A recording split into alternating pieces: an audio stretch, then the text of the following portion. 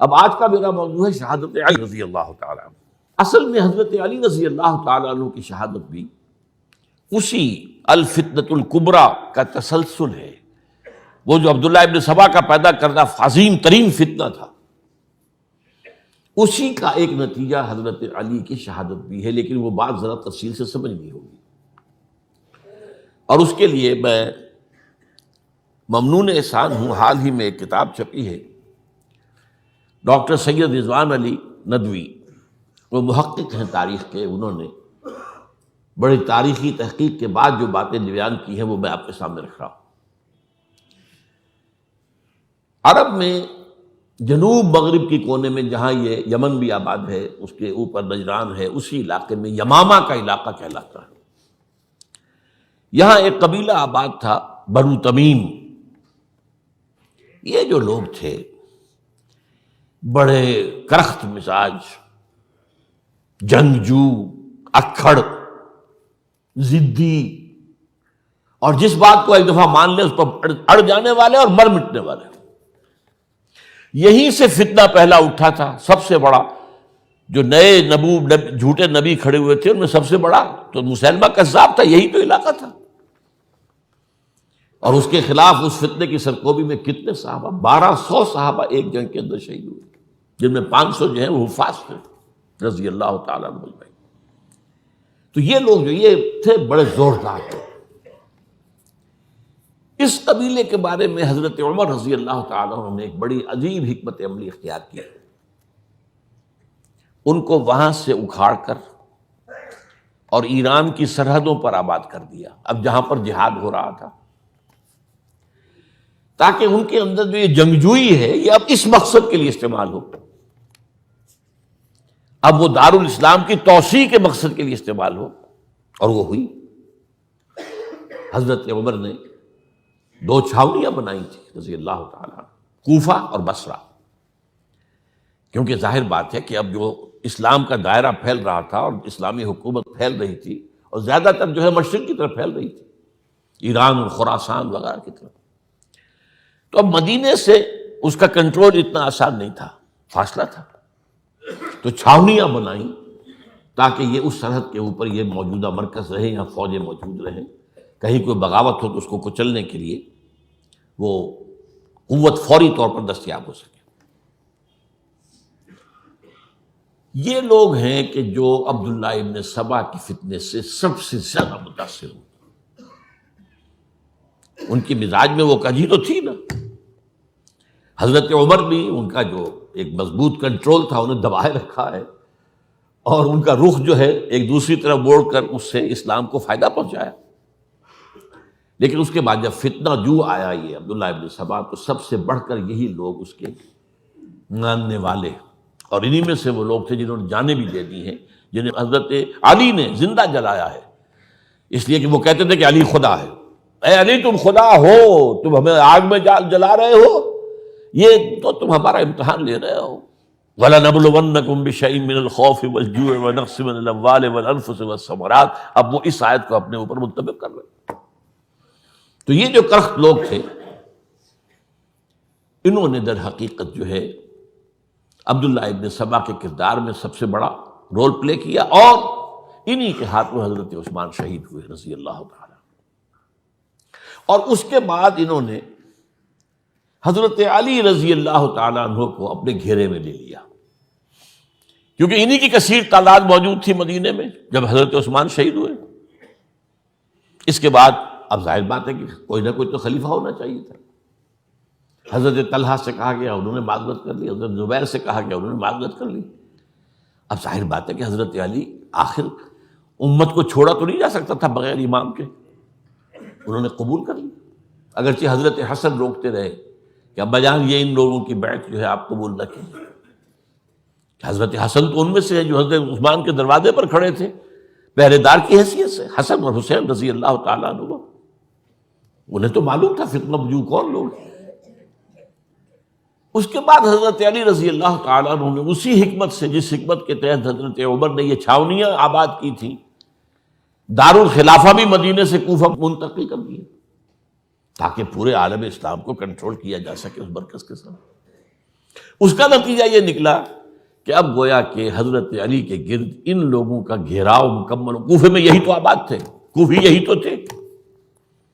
حضرت عمر نے انہیں لا کے یہاں آباد کیا تھا. جب حضرت علی نے کوفے کو اپنا دارالخلافہ قرار دیا تو گویا کہ ان کا پھر عمل دخل بہت بڑھ گیا. ایک طریقے سے یوں کہا جا سکتا ہے کہ انہوں نے اب حضرت علی رضی اللہ تعالیٰ عنہ کو اپنے محاصرے میں لے لیا. چنانچہ جنگ جمل کے موقع پر یہ ہوا ہے کہ صلح ہو گئی تھی.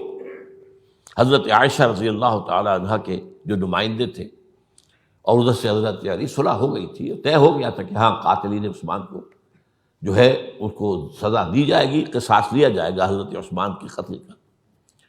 لیکن ان لوگوں نے 10,000 آدمی کھڑے ہو گئے کوفے کے اندر، ہم سب قاتل ہیں عثمان کے، لوگ قصاص ہم سے اگر لے سکتے ہو. جس کے نتیجے میں اور انہوں نے جنگ شروع کر دی. اور جب جنگ شروع ہو جائے تو پھر اس کے بعد تو کوئی نہیں دیکھ سکتا کیوں شروع ہوئی، کیسے شروع ہوئی، کس نے شروع کی. اب تو یا مارو یا مرو، دو ہی باتیں ہوتی. 10,000 مسلمان ایک رات میں شہید ہوئے جنگ جمل میں. اب اس کے بعد حضرت علی رضی اللہ تعالیٰ عنہ کی خلافت جو ہے حضرت امیر معاویہ نے ماننے سے انکار کر دیا. جب تک قاتلین عثمان کو سزا نہیں دیتے ہم بیعت نہیں کریں گے. یہ نہیں کہ دعویٰ کیا ہو کہ میں خلافت کا حقدار ہوں، یہ نہیں، لیکن یہ کہ آپ کو ان کو سزا دینی چاہیے. اب یہ تھا وہ مخمصہ جس میں حضرت علی رضی اللہ تعالیٰ عنہ وہ فرماتے تھے تم میرا ساتھ دو تو میں ان قاتلین عثمان سے سزا جو ہے ان کو سزا دے سکتا. ادھر انہیں پتا تھا کہ میں سرنڈر کرتا ہوں تو مجھے علی تک تو پہنچنے کوئی نہیں دے گا، راستے میں ختم کر دیں گے رضی اللہ تعالیٰ عنہ. تو یہ پیچ تھا ایک جو ایسا پڑا ہے. اب اس میں جب حضرت معاویہ اور حضرت علی کے مابین فیصلہ کن جنگ ہوئی، جنگ صفین جسے کہتے ہیں،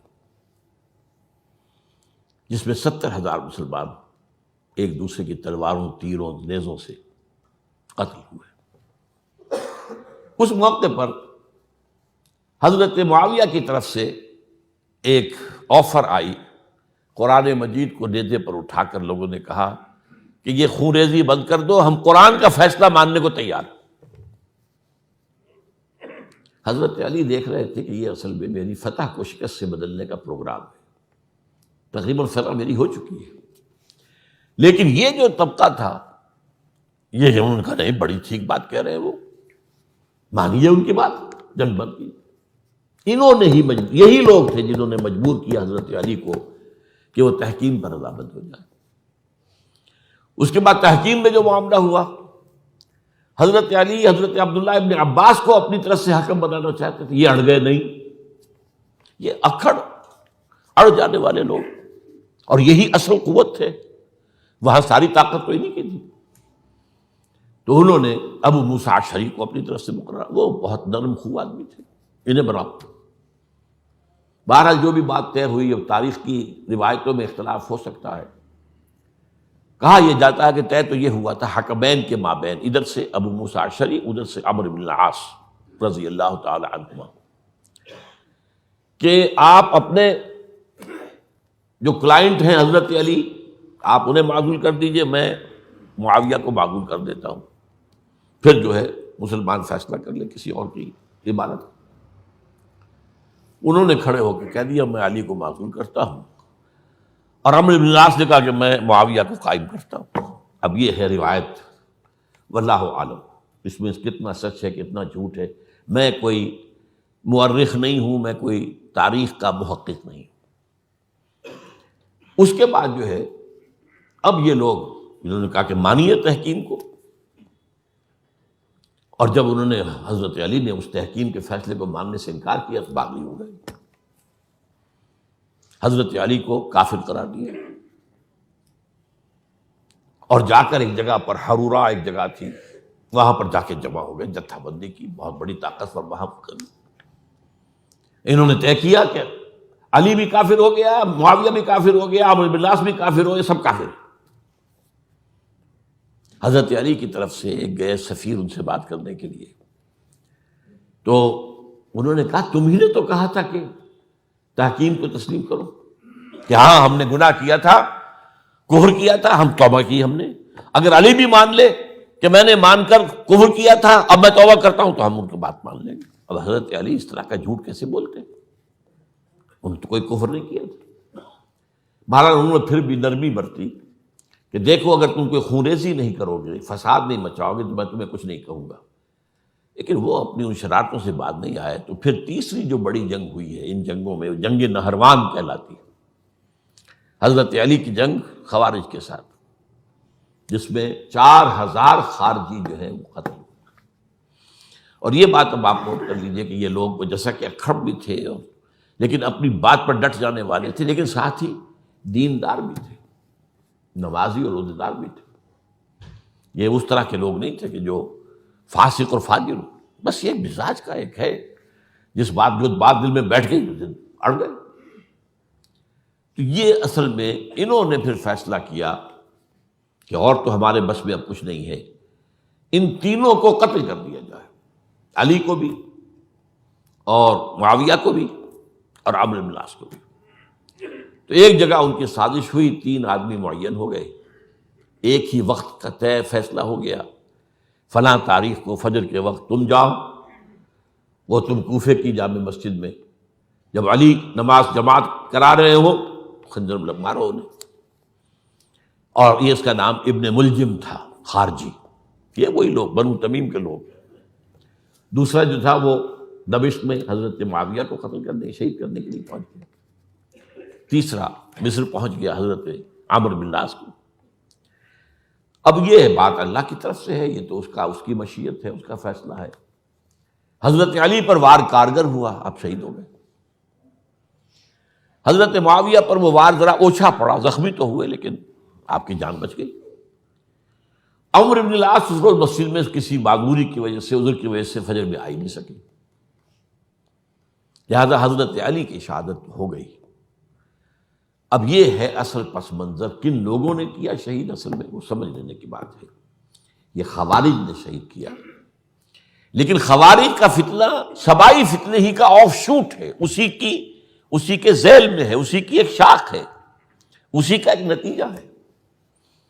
یہ خوارج جو ہے بعد میں بھی ان کی مسلسل جو ہے وہ جنگیں رہی ہیں. بہرحال اس صورتحال کو یہ سمجھ لیجئے کہ یہ خلفائے ثلاثہ رضی اللہ تعالی عنہ، حضرت عمر شہید، عثمان شہید، علی شہید. عجیب بات ہے کہ تینوں کا نام عین سے شروع ہوتا ہے، عمر عین سے، عثمان عین سے، علی عین سے. تینوں شہید ہوئے ہیں. لیکن یہ کہ یہ ہے تاریخی پس منظر.